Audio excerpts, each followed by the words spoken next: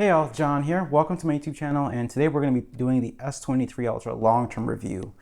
Sorry for the delay, but things have been happening, but hopefully we can get back on track sooner than later. So first, we're going to start with the 23. So I've had this phone since February of 2023. Before this, I had the iPhone 14 Pro, and I got tired of the battery life. I would basically charge that phone in the morning, get to work, and then by 1 p.m. phone is completely dead, and I have no idea why, but that was always the case. Basically, when I got this phone, I did no prior research. I said, hey, what is the best Android phone I can get at the moment? And the salesperson said, hey, you should probably go towards an S23 Ultra. They just came out. The Pixel 7 was still was getting old at that point, and they said there's too many bugs. So I said, okay, sure.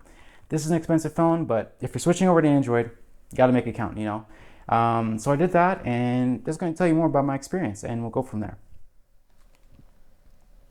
So when I first got the S23, it was kind of tough because, again, iMessage and all my apps, I was basically starting over. So the first thing I did is I downloaded iMazing, did a 250 gig backup, backed up all my messages, pulled them down from my iCloud, all my photos, and then I went from there to manually export them and move them into a structured file system. Because again, my plan was basically to copy everything over, but then I was like, messages are not, they're just too much. But for photos, I'm gonna basically sort them all on my desktop and then eventually move them over to the computer. So that's what I did. But iMessage was probably the biggest disconnect because it's like if your entire friend group uses one type of phone and you leave, all of a sudden you're a green bubble. They're like, what is going on here, you know? So yeah, that was my first issue. Second one was HomeKit. So my entire smart home was basically revolved around the HomePod. So I had to get that out of the ecosystem and move over to the Google Home. There's a lot of bugs with that. My lights, some of them were not working since they were basically thread. My Hue lights still work, no problem. And then I think the iPhone was actually the last device I had left because at that point I was already getting fed up because I already got rid of the MacBook. I sold off my iPad, my Apple Watch I gave to one of my friends, and the iPhone's the last thing left. So I was pretty much on my way out at that point. After that, I don't think I had anything else that was really like stopping me. The HomeKit was probably the biggest thing that was holding me back. Other than that, I was able to get everything out with iMazing, and that works pretty well. Also, I almost forgot, general idea, FaceTime. I basically never used it, but when I did use it, I noticed that, hey, the quality on this is pretty good. But when I went over to Android, I would start doing WhatsApp calls because again, no one uses Duo or Meet as it's called now, and I'd be like, hey, this is not a 60 FPS video call. I'm on Wi-Fi. Why is the frame rate so low? Why is the quality lower? And it turns out that something I didn't know on Android. I mean, this is pretty obvious now, but there are so many different Android devices. Look at Windows. With Windows, you don't just have like one main Windows laptop. You have so many different ones. There's so many different specifications. Their screen resolutions are different. Now apply that to an Android phone. With an Android phone, devs have to optimize for so many different devices. They can't keep track of all of them. So a lot of things just aren't optimized. So something as simple as like Snapchat, like posting something on Snapchat. It's not using the native camera API or whatever they call it. It's just doing screen recording. I don't know all the technical specs. Instagram has some issues. A lot of your basic social media apps just aren't optimized. Yes, they will work, but they won't have as high quality of content as they will on the iPhone. Because in the iPhone, Apple controls the hardware and the software, and they know everything will work good. But that's my perspective coming as an iPhone user. I've used Android in the past, honestly, so I knew all of this. I just had to relive it because, again, I have been using iPhones since the 6S. I think my first iPhone was the 6S, and I had the 7 Plus, and then I had the 10R, and then from the 10R, I had the 12 Pro, and then I had the 13 Pro Max, and then I had the 14 Pro. So I've been through a bunch of Apple devices. I've used their MacBooks for a while, but when you leave that behind in that walled garden, you realize there's a lot of things I have to get used to all over again. Alrighty, so now we're going to get into the general part of the review here. So this is the normal stuff, your day to day. So what does the average day look like for me? So for me, honestly, my phone, I plug it in at night, let's say 10, 11 p.m. Sits on the wireless charger or USB-C, really does depend. And I basically have my phone limited to 80%. So it doesn't charge up to 100%, limited up to 80, so I can save 85 actually, so I can just keep that battery health up and good to go, you know. So my days, at one point when I first started this channel, I wasn't working, so I just be at home. But now that I'm in the office, my day, again, I don't play games on my phone. It's mostly productivity. So your basic stuff like Gmail, your texting applications, your social media like Snapchat, Instagram, some light Facebook, all that stuff. That's all pretty light apps. Nothing that's too intensive. I'm not editing on my phone on a daily basis. So that's basically your average day. So basically, again, the phone gets on the charger at let's say 11 p.m. Out of the house by 7, and then I expect my phone to last until like minimum 6 p.m. If it lasts longer than that, I don't care, but it's just at home anyways. It's not being used. It's probably just going to be on the wireless. And this phone can honestly last basically 1.5 work days. I will keep telling people that, sometimes even 2 days. If I'm not using it, this phone has no problem lasting 3-4 days just on standby. So that is not as great as the old iPod Touch I used to have, where it could be charged at 100% and last 30 days on battery and still wake up at the same percentage. We have come a long way because of all the background app refresh and stuff like that, but it's still pretty good for an Android phone, because there are, let's say, do a comparison with an Android phone that's 10 years old, the Model X. That phone can only last maybe a day and a half. Yeah, a day and a half, 2 days on standby with no use at all before it just dies, because the standby time is just really bad. But there you go. As far as like things like camera performance, in this part of the review, I actually will have some stuff because I went overseas with this phone. I did try 8K video on this. You guys, of course, will not be able to see that in full quality because we're talking on YouTube here, but I did take some 8K video. And yeah, I'll just give you time to go through those, and then we'll be right back. I want to see what this does. Oh wow, it does the... Yep, it does.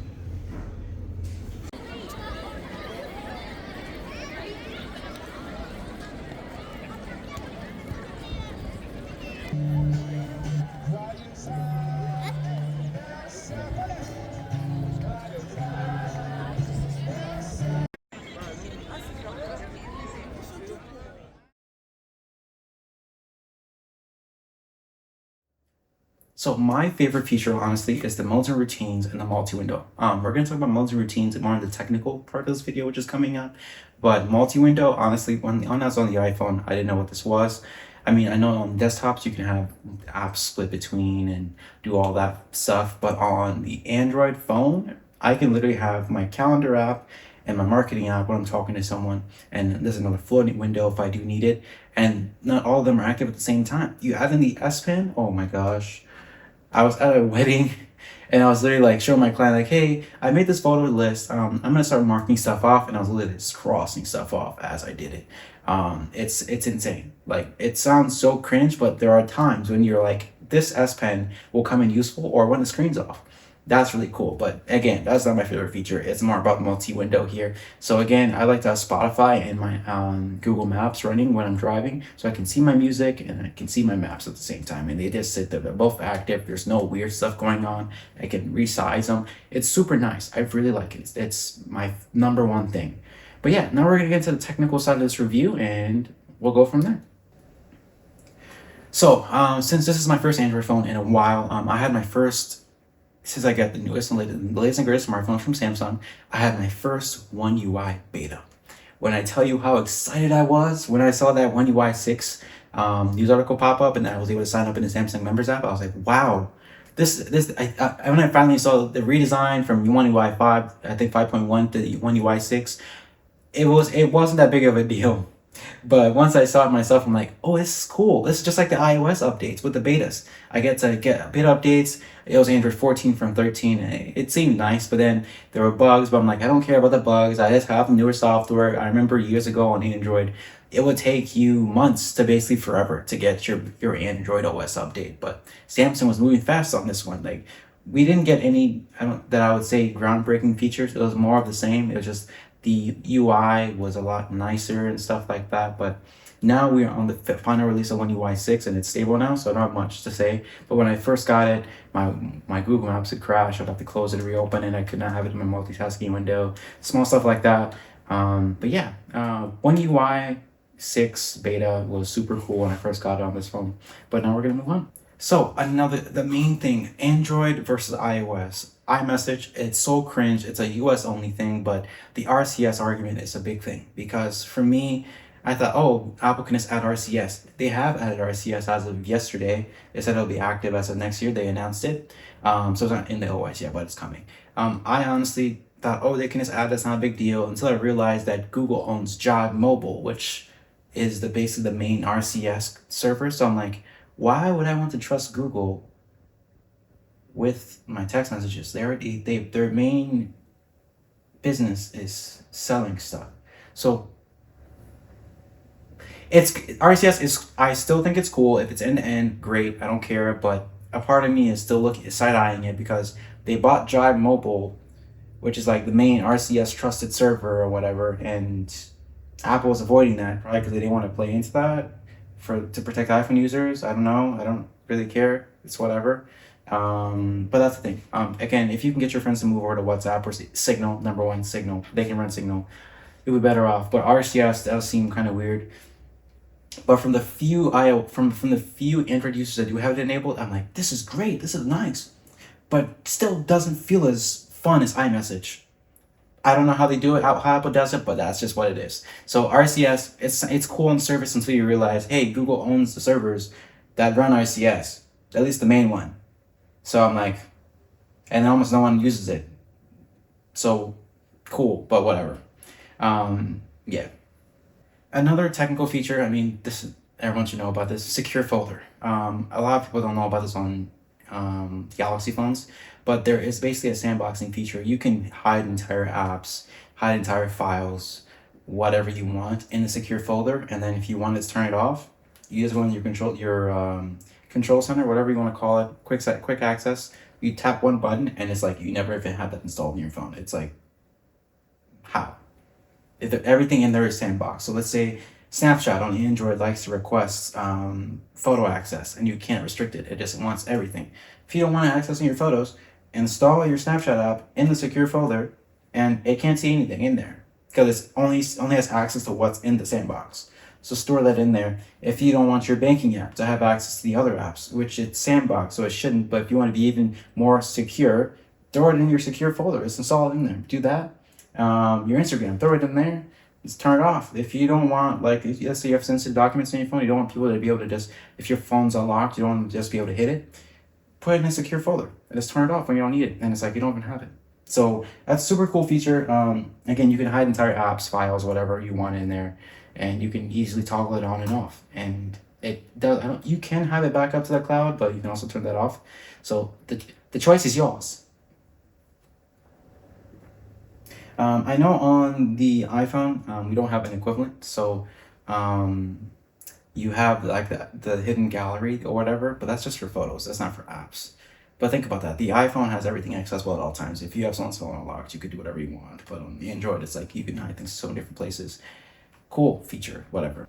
So, Dex. Honestly, Dex is one of the most underrated features. I honestly don't use it, but the random times when I do want to, let's say, connect to my NAS, I literally plug my S23 Ultra into my docking station, and I have a full Android desktop. Doesn't necessarily have all the optimized apps. We have things like LumaFusion that's available. The Samsung Internet Browser works really nice, so I can use the Samsung Internet Browser to connect to my NAS and manage it. That works super nice, but honestly, if this was iOS and Apple did this, can you imagine the amount of apps that would be optimized for it? Using your, let's say, an iPhone 15 Pro Max connected into a docking station, and it does everything you would want, let's say, an iPad on steroids to do, and would do it with Stage Manager, that'd be insane. But Apple is not going to do that because, again, they want their money. I get it. They're in business to make money at all times, and probably no one's going to use it. But if it was possible, that'd be cool. I know on the iPad Pro, which I do have, there you can connect it into a docking station, but it just feels ghetto if I'm being honest. So I personally don't use it because I have a Mac now. Don't shame me, but yes, ever since I got the iPad,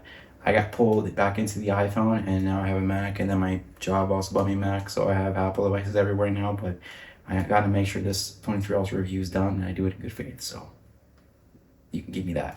But yeah, Dex, I'm probably going to try to edit this entire video on LumaFusion on Dex, and I will let you guys know if I fail or not. We'll see how that goes, but yeah.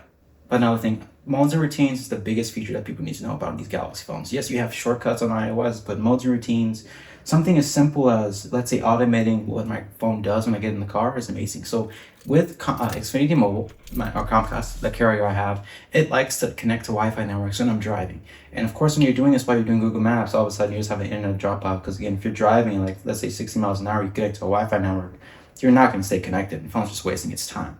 So I have a routine set up. So if it sees that my car is connected via Bluetooth, it will shut off my Wi-Fi, it will turn up my audio to 100%, because again, on Android, there's a thing where it doesn't sync your device volume to your car volume. But on the iPhone, it syncs the device volume to the car volume. So if you have your car volume 100% and your let's say your audio device audio at like 50 and you turn it up too much, you want to blow out your speakers. It's really weird, but that's a thing. And then it gives me a custom message saying, hey, welcome to Volkswagen.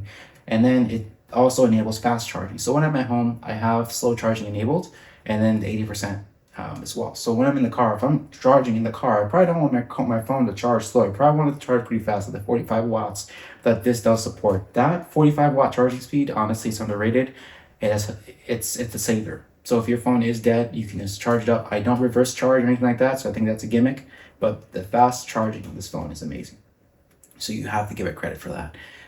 But yeah, modes of routines, if you can use it in all the right places, you can use it at work, you can use it. I have it set up with my Model 3 as well. So if I get in my Model 3, turns off Wi-Fi because I'm driving, it will set the audio, and I used to have it open my Google Maps as well, but I don't do that anymore. When I get home, enable Wi-Fi, turn off Bluetooth because I probably don't need it, and then you can put the phone on full volume, because again, I don't need my phone to vibrate when I'm in my own house. So there's that. But yeah, we're gonna move on now to the next one, and go from there. This is a super long outline, by the way. If I showed you guys would be impressed. One thing I do like about Android is the fact that I have access to a full file system, and every app has access to the same file system. There's restrictions to an extent, but I've set up this Galaxy phone to automatically back up my SMS every week. So every time that runs, it backs up to a folder called Documents, Backups, and then subfolder SMS Backup and Restore. And then I have one for Signal where I manually back it up. It has separate keys, so I have to store those elsewhere. Signal goes into the same folder. Backups, Documents, Backups, Signal. And then I have my gallery, that's just in DCIM, and then photos, pictures, the pictures directory. And then I have KeyPass database because I don't want to use everything in Chrome for autofill. I have a separate KeyPass database. If you go back to my old videos from when I was a kid, I actually made a video on KeyPass like probably 10, 12 years ago. I still use it to this day. I had a phase where I was using Apple Keychain, but now I'm back. So I store everything in there because honestly, I don't want to be restricted. So it's like if I forget my Google password, I lose all my passwords instantly. Whereas if I have it in KeyPass, I have all that locally and I can't lose anything, as long as I don't lose my master password. Especially with things like 2FA and all that stuff, things can break. And then if you don't have access to your phone or something, you lose all the other passwords that you do need in your life. But I have all those things on this device, and then I use something called SyncThing. And then I have another backup app that connects via SMB to my NAS that's sitting behind me. So basically, every week, it'll look through that backups folder, and it's like, hey, is there any new data in here? Oh, there is? Okay. I want you to copy everything to the NAS into your Time Machine share, because every user on my NAS has a separate Time Machine folder. So the Mac has an automatic Time Machine for its user account, backs up every hour to the NAS, sits there. The S23 Ultra has its own. So it looks through that, backs it up, deletes it, and it's like ready to go. So honestly, that is an amazing feature. The gallery, of course, doesn't delete. It just backs up everything to SyncThing, and then that just goes peer-to-peer to all my devices. So it'll hit the iPad, it'll hit the MacBook Pro, it'll hit the desktop, it'll hit the NAS obviously first, and spread out everywhere in the NAS with snapshot stuff. So if I accidentally delete all my photos, I can just go back one and do that. KeyPass is probably the most clutch thing I have. So if I update something on the S23 Ultra, best believe it is syncing to the iPad, it is syncing to the Mac, it is syncing everywhere, and it's a backup. So that is probably my most favorite feature. The fact that I have so much freedom to do whatever I want and there's no weird thing killing in the background. As long as I have that annoying persistent notification in my status bar, it'll run, and I know it is. So Obsidian is also really nice. It's not open source. I used to use Trillium Notes, but I've been using Obsidian because again, it's available on iOS for the iPad. And basically it is Super nice notes app that basically has a full, it basically displays a full file structure. Nothing is, how do you say it, limited. So you basically can import, I forget the type of files it has. They're basically markdown. Yeah, markdown, I think is the term. Markdown notes can be imported anywhere else. You're not restricted. And there's no weird export process. I just take that folder structure and I can move it anywhere I want. So I have that syncing with syncing to the Mac, the iPad, the S23 Ultra, and it works super well. It's super convenient and it doesn't tie me down to one brand or manufacturer like I was with Apple Notes. It took me it was a pain to export all that. But there's that super nice technical part of the review. But when you do have it set up, it makes things a lot easier so you don't have to use the real cloud. Another thing that I've set up, I got this app actually from F-Droid. So F-Droid is an alternative app store. It's not, I don't think it's available in the Play Store, but there's an app called Shelter. So Shelter allows you to enable the Android for Work function. So with the enterprise and places I've worked at, they will give you, let's say, an Intune profile. You install that, and then it creates a separate part of your phone where you can install work apps, and they can shut that down anytime. Now think about that, but you're doing it for yourself. So for me, I have a photography business, so I have my personal apps and I have my work apps. So because again, I have a Google Workspace account and I have a personal Google account. I want separation in those. I don't want those syncing across. On the iPhone, I used to have a thing where I would have contacts, but it would mix with my personal contacts, and I don't like that. So this enables the Android for Work profile, and it also gives you a separate work app drawer. So let's say my contacts, my Instagram, my US Bank, my Pinterest, all that stuff sits on a separate side of my phone, and it's sandbox as well, just like the secure folder is, and it doesn't mix. That is such a clutch feature, and the fact that you can open them side by side, you can do split view even with these apps, and it doesn't give you any random problems. It's super nice. I wish the iPhone had something similar like this, but it does not. Honestly, you just get one of each app. On iOS, you cannot duplicate things. I know Samsung kind of pioneered this in a way where you can have multiple WhatsApp accounts on your S23 and even prior Android phones from them, but the fact that I'm able to control this makes things really nice. But yeah, that is one thing I'm definitely gonna miss if I do switch from this device. But now we're gonna get back into the switching from iOS argument and why it is so tough for people, in my opinion, to switch from their iPhones. So app optimization is honestly the big thing. Again, I've talked about this in the past, but again, stuff like Snapchat, Instagram, all your basic social media apps they don't work that well. TikTok doesn't really matter as long as you're not capturing new posts or whatever. It's fine if you're just swiping through stuff. No one cares. But Instagram, Snapchat, always issues because of the way they optimize. With the Pixel phones, they're kind of superior when it comes to this because Google works with those companies to optimize it for them. But it's just the Pixel, nothing else. So let's say you have a OnePlus, you don't get those optimizations. But yeah, app optimization is tough. It's like people don't really realize what it is until they realize, hey, why is this not working? Why is this app, like I was trying to apply for a job on my phone and the buttons were missing because they thought the screen was too small, but it was probably using the wrong DPI. So you know how on Windows where you can have apps running the wrong DPI on a high DPI screen and then the buttons become all oversized, the UI breaks? Similar to what happened on my S23 at one point. More overlooked features, honestly. Auto reboot. So if your phone thinks it needs to restart, it'll restart on its own automatically. There are people that use their Windows PCs for like 11, 12 days and they don't know what to do. Their stuff isn't working. Samsung will automatically reboot your S23 and you won't lose any data. It's super convenient. I have not seen it work. I just know it does do it at some point. The Samsung alarms can tie into your Spotify playlists, which are really cool. I did not have this on the iPhone. I don't think it worked with Apple Music. I'm not sure. But the fact that I can wake up to a Spotify playlist is really nice for having to download that and go into DMCA. Custom notification names. So like with my memories and routines, honestly, I just have it with that. It tells me that welcome to Volkswagen, so I know that my routine is working. Or from at work, I have a custom notification just so I know that my phone automatically put itself on vibrate, stuff like that. The always on display is cool, but I honestly turned it off because I got tired of looking at it. The S Pen is only useful for screen off memos. I don't really use it regularly. The only exception is the wedding where I was using it all day, but I don't have much there. The Samsung Reminders app is really cool until it gets annoying. So there's a thing called Strong from the notification settings. It'll fill up your entire screen with your notification and it will not go away until you dismiss it. So for me, I use it for my daily reminders. So I use that and it gets annoying because I'll be out, let's say on a day, phone will start going off. I'm like, I put you on vibrate. Why are you playing sounds? Weird. But that's personal. That's probably that's a me problem. But yeah, we're gonna skip to the next part of the video where I'm gonna be comparing this to the Pixel 7 Pro and the 15 Pro Max, and then I will start rounding out with my conclusion. But stay tuned for the next one. So moving along.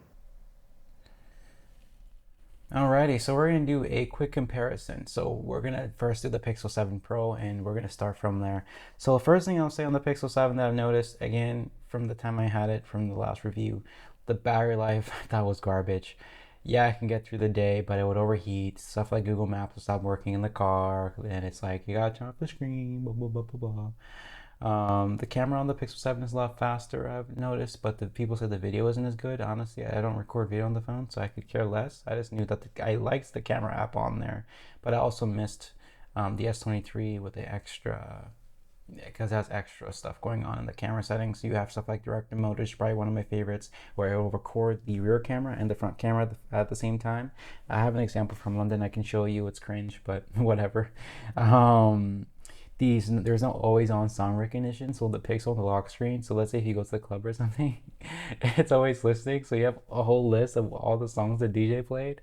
It's really kind of cool, but don't get that.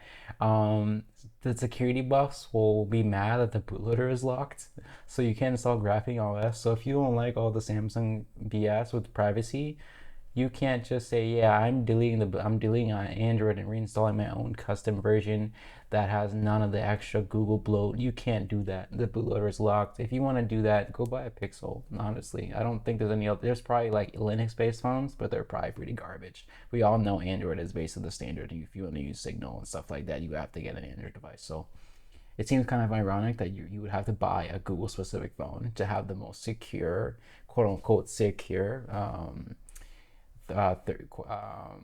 de-googled experience, but I think that's just what it is, other than the iPhone, of course. But open source is better than closed source, as we would say.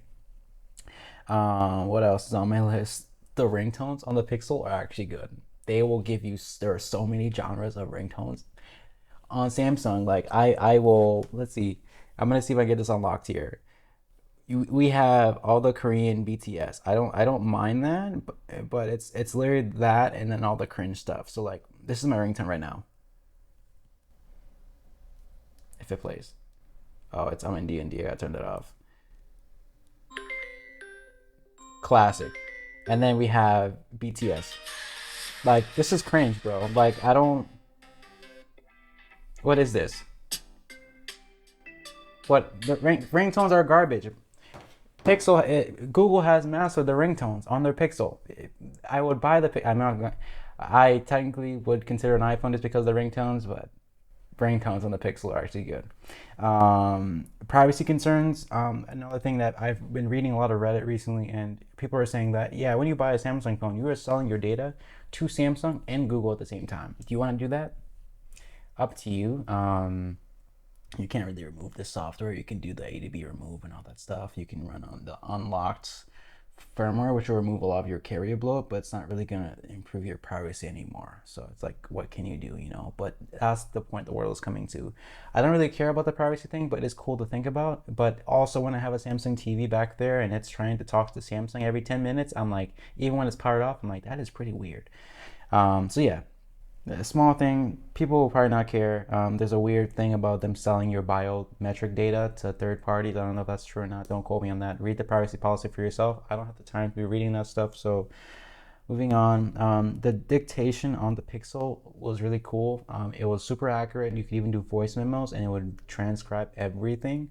That is unlike this on the S23 Ultra, at least not to the same extent. And the fingerprint reader on the S23 Ultra is technically better because it's ultrasonic, but it also messes up the screen protector. So you see things like this.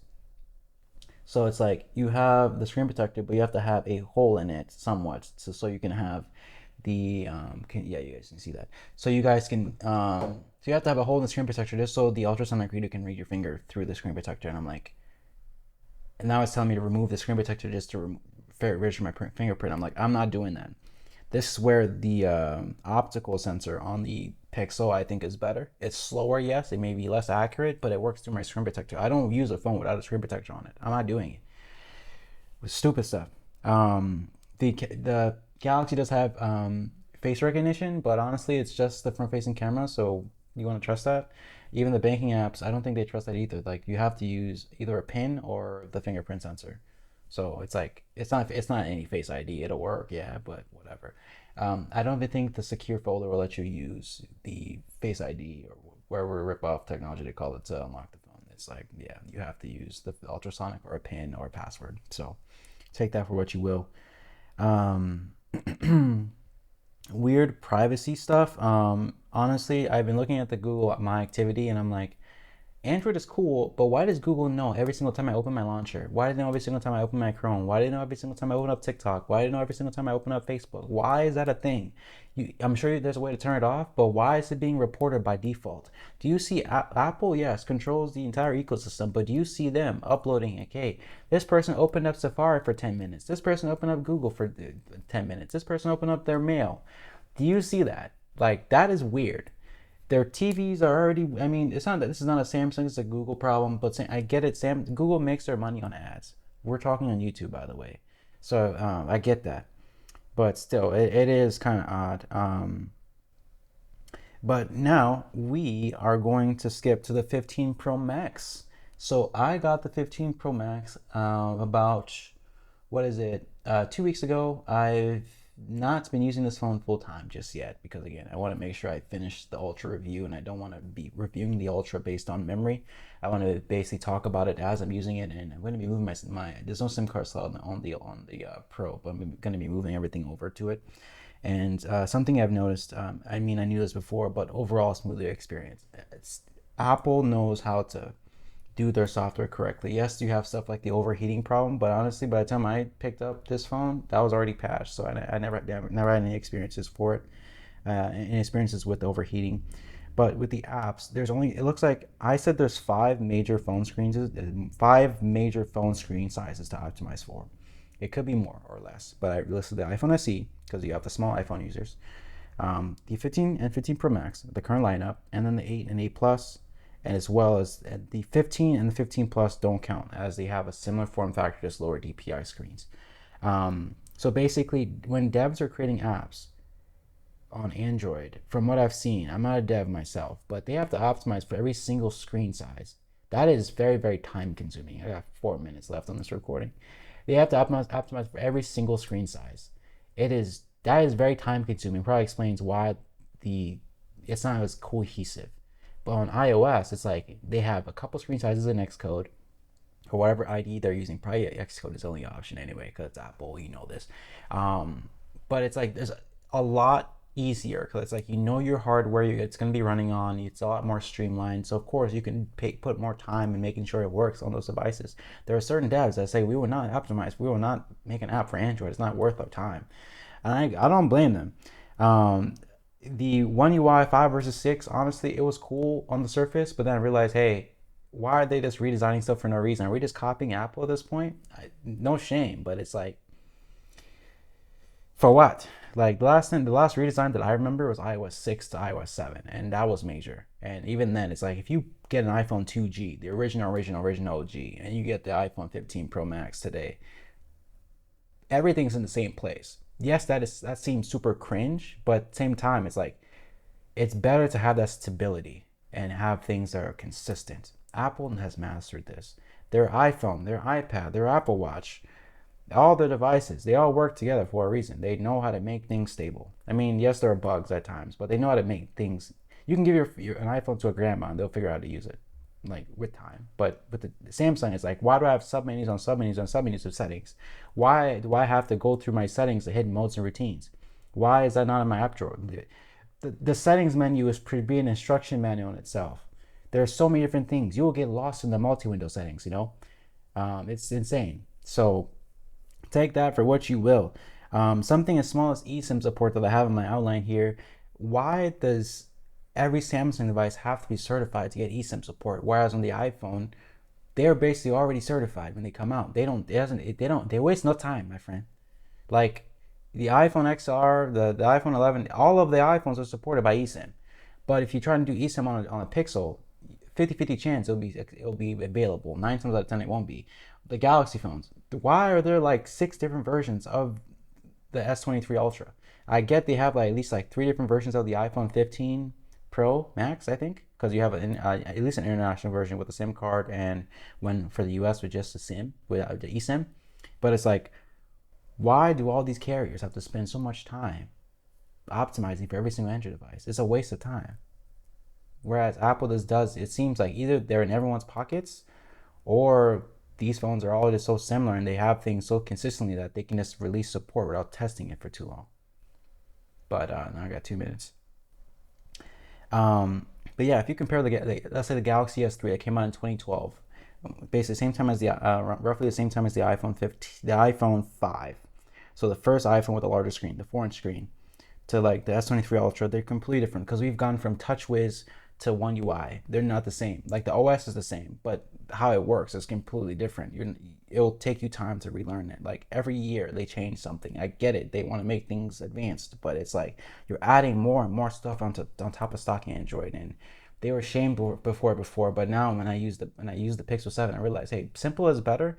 Yes, I want the extra features, but sometimes it just adds too many bugs. But right now it's the reverse, because the heavier software is actually less buggy than what Google ships, which is weird. Um, but yeah, biggest thing in the US is that everyone has iMessage and FaceTime. All my clients are on iPhone, and that's pain. The iPhone is a social network. It doesn't matter how you look at it. If you don't have an iPhone, you're left out on purpose. I thought about doing blue bubbles on the S23 Ultra, but I'm like, I'm not spinning up a macOS VM just so I can get this running. So it's like I left that alone. No serious multitasking support. You have to run um, if you want to do multitasking, you're basically gonna have to use Stage Manager on an iPad, no other option. And the biggest feature on the 15 Pro Max is ProRes log with external recording, the one magic feature.